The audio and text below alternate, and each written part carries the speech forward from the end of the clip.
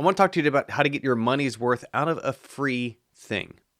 This comes up a lot in my life because I have a combination of paid services, products, and things that occasionally I make available one way or the other at no cost. And it often is the problem that people who do not pay for it are less likely to get value out of it. Now, this is not inherent or structurally to us. There's some ways to untangle this so you can get benefits, even if it's a thing that you need at no cost. It's one of the traps that I've seen people fall into if they're not in a position to be able to spend money, that they're not looking how to get things out of it. Let's ground it in a specific case. It's going to make more sense here in a moment. So recently, I went to a game developers conference out in San Francisco. It's unfortunately a expensive event to attend. It's in California, a week of hotels out there, a flight out there, the passes, etc., the food out there, the cost of living in San Francisco. It's not, unfortunately, an affordable thing for many people. I've, as a combination of privilege in my life, early head start in games, early footing in industry, living in California, in San Francisco, for 1 year, I was walking distance to where it was held. It's been easier for me to do that for a lot of years than some other folks, especially internationally or fresher starting out, etc. In the context of talking about that event with somebody, they had been for their first year or two to that event. I've been going since 2005. I missed a year or two, but around 20 years of going to these things. And talking to the person about the strategy that they use to get the value out of going to it, part of their thinking is how to make sure that they're spending all this money to go to it. How do they get value out of it? What are they doing? They're being very intentional about every single hour, about networking opportunities, about not, to be blunt, wasting time in the wrong situations if it's not going to serve them in kind of a long-term fashion. And this is different from you'll hear folks who refer to, don't think of networking like a professional thing too much, just kind of go and make friends. And the problem with that, right, is if you are heavily investing in something, you really actually do need to see a return of some kind from it. It's not sufficient to treat it like a summer camp where you just go and have fun for a week, like a concert, and then just hope that the handful of people you hung out with, that you got along with, happen to in some way intersect to some way to eventually have that event pay for itself. Now, also in talking to this person, we were comparing and contrasting to their mentality about, there's some other networking events that they have for game industry, more local or online or other forms that they don't have to pay anything to go to. They're totally free events. When I asked this person, what's his mentality for going to those, there kind of isn't one. It's just kind of show up and just kind of whatever. And the thinking is because this person didn't put money into it, there's no reason or pressure to try to get value back out of it. And this is the puzzle I'm referring to. There's a situation, I was talking to somebody, a few months ago, situation where a father had got his son a car coming out of high school, and, kind of not a totally unusual situation. It wasn't like a super fancy car or anything, but the parent had provided a vehicle for their kid as they were coming from high school.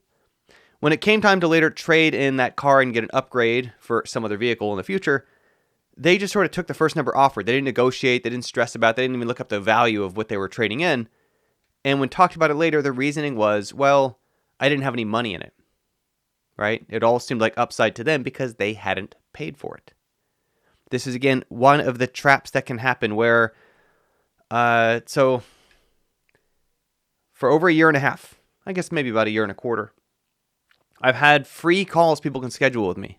So people regularly pay me hundreds of dollars, in some cases thousands of dollars, to have one-on-one personalized help and guidance from me. And I used to have attached to my whygamedev.com survey. That survey still exists. It still includes a gift along with it. But it used to have attached, up until literally today, a way to schedule a call with me. And let me, to establish again the value of why people spend so much money and focus on calls with me. So this is an example from Tiago Summer Damasceno, tiago.dev. He was the Assassin's Creed Nexus VR lead programming team, part of that team of individuals. He also was a home team member, worked in that capacity. He said, I completed 1 year as a professional paid game developer a few days ago. Just wanted to reach out to me to let me know I was key to helping build his confidence to apply for a game job. Thank you for that one mentorship session I had with him. It was life-changing. Seriously. He's loving what he's doing right now. It's what he always wanted to do. Interestingly, though, he had a lot more fun while working in the home team game dev games than any other game. I have a lot of experience to draw from. I've seen literally hundreds of examples of people at different skill levels and different goals and objectives can help chart a path efficiently through the milestones of what moves them forward if someone is looking to get the value out of a call with me. And the problem I had when I used to have an option, people could schedule a free call, and I did it because my heart hurts for I wanted to help people. A lot of people would schedule one of these calls. One of several things would happen with the free calls where people aren't paying me for it. One, they just would flat out skip just not show up. That's part of what happened today. Today was the last time that was going to happen to me on an unpaid call. Someone scheduled a time with me and didn't reschedule, didn't reach out, didn't give me a heads up. They just let me show up and stood me up. That's one thing that happens. When people pay me for a call, that never happens, right? Just doesn't. They would attend, would ask me a lot of information. I would dump onto them tons of things about looking at their portfolio, specific advice and tweaks and changes about their resume, about their career objectives, about listening to where they're at and where they're trying to get and things I've seen in people's stories. At the end, they would say, you know what? I wish I would have taken notes. They made absolutely no attempt to capture in any usable way the truly decades across hundreds of people experience I was trying to provide to them at no cost because they didn't pay for it. When people pay for calls with me, that does not happen. But here's a little bit of frustration there because I want to help people. That's why I do this. That's why I'm making this video today. It's not to say that this is condemning of everyone stuck in this trap. It is entirely possible, and I would encourage, even if something is free. So, for example, again, that whygamedev.com, which is one of my little survey things. I recently changed that, by the way. It used to be kind of RPG themed. I know it wasn't everyone's vibe, so now I've just got a much more literal version of it. You can still opt to the RPG theme if it's more fun. It's just 8 questions about why you're making games. But one of the outputs from it is you get an email that includes a free gift, one of my video courses. That's the one that used to include a way to schedule a call with me that no longer does. But I still want to make a case, for example, that if you do that and you're going to get that course, whether it's the programming course, the project planning course that's best-selling in its category, the programming course used by tens of thousands of people, it includes my textbook and stuff, or the speaker series that I arranged several years ago with some people who gone out to do incredibly cool stuff in the game industry. Even though it's free, a lot of people wind up not using it because it's free. Again, this is one mentality I want to give you of instead of looking at it as, I didn't put any money into it, so I don't expect money out of it. I didn't put value into it, so I don't expect value out of it. This is part of what keeps people trapped. Because folks who are able to spend money on things then try to get their money back out of it. They try to see a return on it. Folks who are not able to wind up having to look for things that are free or low cost, which is valid and important. And I'm going to continue to provide that in things that scale better, that don't screw up my calendar, people standing me up. But you can still approach it from, how can I get value out of this as if I had paid for it? A version of this that I saw that was really, really helpful, and I might move more towards this from other kind of things that I do.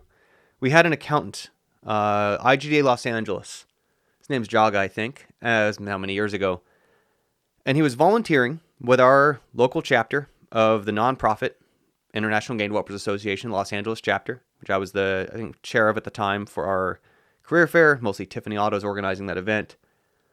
And the way that he would do this work as a nonprofit volunteer, and he's an accountant, so he's qualified in these areas and has the training and the certifications and stuff, is instead of just saying he's doing it free, which would wind up being devalued, he would still provide an invoice that would show the original price and mark down as pro bono for this work. Lawyers might do the same thing. It establishes there is value for this.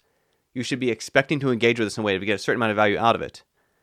And if you don't, then you're not at the right sort of level of coming into this prepared in the right way. Does that make sense?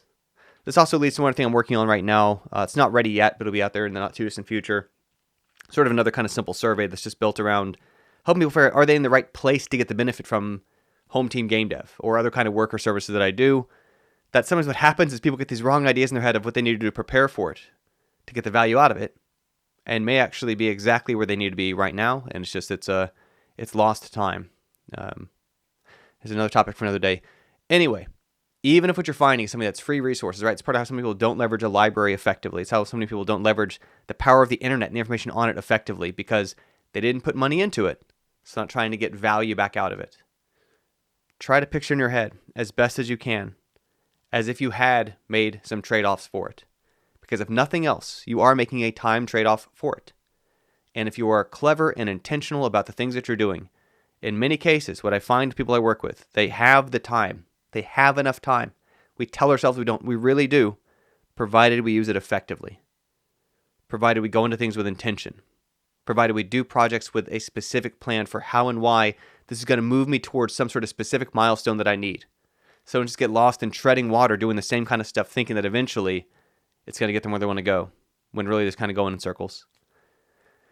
Anyway, that's it for now. This is probably related to the kind of stuff I've been talking about with feelbetterselling.com. That email list is still there if you're curious. That is still sort of in the background. It's not my main thing right now, but it's got a couple talks there. Doing business isn't bad. It touches some of the same kind of points about how and why charging can actually be doing someone a benefit So I've been talking about today with calls, where people get more value out of calls they actually pay for with me, or the Feel Better Doing Business panel that I arranged, me and a handful of other folks talking about our perspectives there for a pretty substantial amount of time.